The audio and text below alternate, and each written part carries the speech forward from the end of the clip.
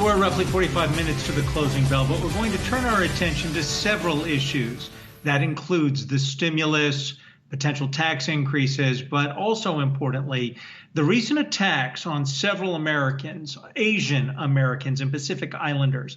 And to help us understand what's happening and what can be done to prevent this, we invite into the stream Representative Ted Lieu, along with our correspondent on the West Coast, Melody Hom. Representative Lieu, thank you so much for joining us. I want to start with the attacks on our fellow citizens. I think it breaks people's hearts. We had it here in New York repeatedly, that man who attacked an elderly woman who's also Asian American.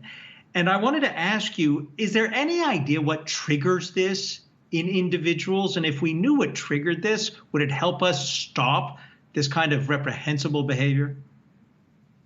One thing that triggers the attacks on Asian Americans is the confusion that some people have between the actions of a foreign country and Americans who happen to be of Asian descent.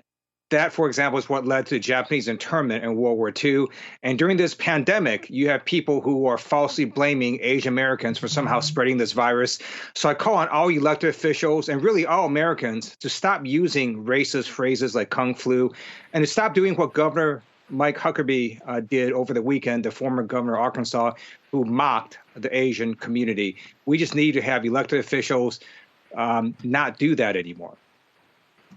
I mean, Representative Lieu, you are an immigrant yourself. You came with your family to the States. I do want to address that tweet you're referring to by former Governor Huckabee. Let's read it right here. He tweeted, "I've decided to, quote unquote, identify as Chinese. Coke will like me. Delta will agree with my, quote unquote, values. And I'll probably get shoes from Nike and tickets to MLB games. Ain't America great?" Give me your visceral response here. I know you did respond on Twitter, but what do you think was going through his mind? And why do you feel as though people in public office and people who are so high profile feel like they can talk about the Asian community in this way? So I served on active duty in the United States military to defend the right of Mike Huckabee to say stupid stuff.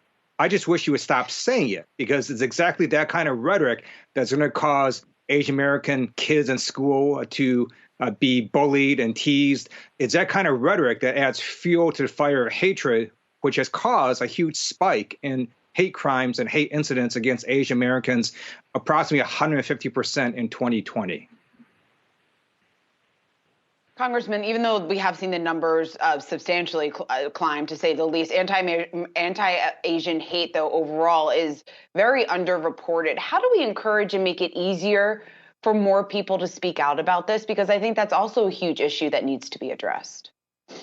So I'm very pleased that the organization Stop AAPI Hate, a nonprofit, does have a place where people can report. I'm also pleased that President Biden issued an executive order to devote more federal resources to combating hate crimes and to do hate crimes investigations. I also believe we need to change the standard for the federal hate crimes law. The courts have interpreted it very narrowly to mean that the crime basically has to be done for the sole reason of race or gender or religion, etc.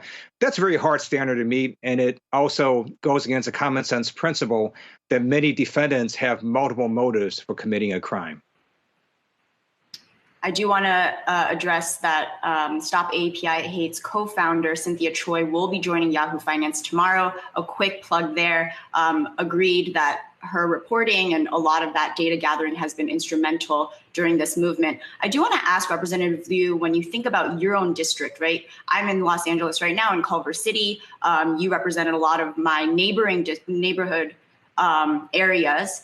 There's a huge chunk of the Asian population, right? I think it's close to 14%. I'm curious your own feedback from your constituents, from the people on the ground, and how they feel. Do they feel particularly unsafe, or do you feel like Los Angeles and this neighboring area has a different experience? So one thing that's happened recently is we've seen non-Asian Americans come out in support of the Asian American community. ADL, the Anti-Defamation League, has done some great work. We had all these rallies across America. They weren't massive, but they weren't small either. And so I think you're seeing the political awakening of the Asian American community, as well as other communities recognizing the awakening of the Asian American community. And part of this has to do with numbers. In the last 2 decades or so, there's been extraordinary growth in the API community. Since 2000, the number of eligible voters in the community has more than doubled. And the Pew Research report projects that by 2055, Asian Americans will be the largest immigrant group in America. Representative, we should point out, too, it's within our lifetimes that we've seen the United States actually accept responsibility through reparations to Japanese Americans. So perhaps that sets a precedent as we deal with other issues from our history. I want to switch, though, to something we're confronting right now, and that would be rebuilding this country's infrastructure.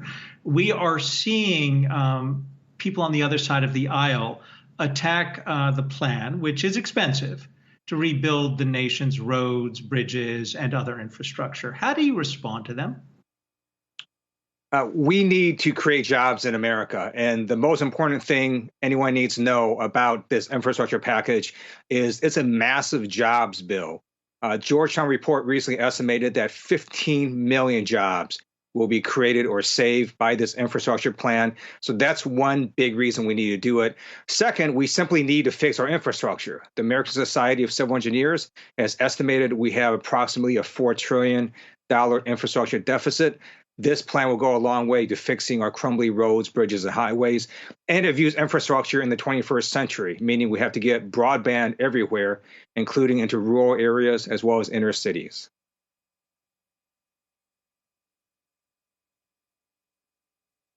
Sean, I think you're muted. Let's see. Can you guys hear me now? All right. I think I'm back now. Sorry about that, Congressman. Let's talk about when we mentioned infrastructure. I'm also curious just to get your thoughts on the stimulus bill rollout, because obviously COVID has largely impacted the area that you represent. What do you make of its impact so far on the economic recovery? And do you think more stimulus could potentially be needed in the coming months? So let me first commend the Biden administration for getting the vaccine rollout correct. They have vaccinated record numbers of people. America is going to get back on the road to recovery because of these vaccinations. And I think that's one reason you're seeing the stock market soar. In addition, the American Rescue Plan is giving stimulus to families who need it, small businesses who need it. And that's going to put us back to normal much sooner rather than later. And I'm very excited to see schools starting to reopen now, also because of the funds in the American Rescue Plan. So we're on the road to recovery. And I think 2 years from now, people are going to look back and say, you know what, my life is better. And then finally, Representative, just addressing that broadband infrastructure, really kind of reinventing the word infrastructure, which I think people's eyes start to glaze over when they think of physical structures.